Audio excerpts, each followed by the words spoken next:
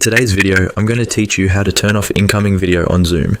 This can be particularly useful if you're trying to conserve bandwidth or just want to focus more on audio communication without the distraction of video streaming in the background. So let's walk through the steps to do this in a clear and straightforward manner. First things first, you're going to need to open the Zoom app on your device. If you don't have it already open, go ahead and locate it on your desktop or mobile home screen. Once you have it open, take a look at the top right corner of the screen. You should see your profile icon there. This icon usually displays your initial or profile picture, and it'll take you to all the settings you need.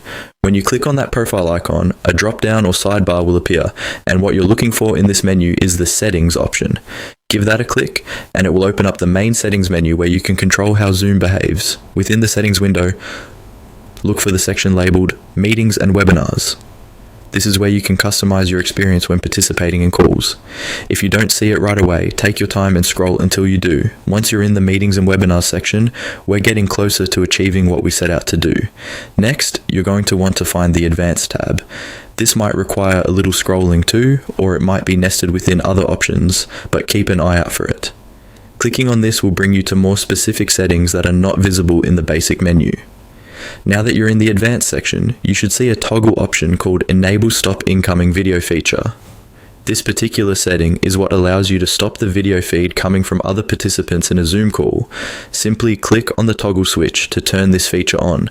When the toggle changes to reflect that the feature is active, you're all set. By following these steps, you're ensuring that when you join Zoom calls, you won't receive any incoming video streams from other participants.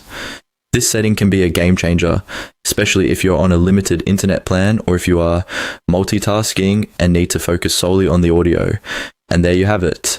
Just a few simple steps, and you can control how you experience video in your Zoom meetings. Make sure to save these settings before you exit so your preferences are ready for your next call. Remember, if you want to revert this change, you can always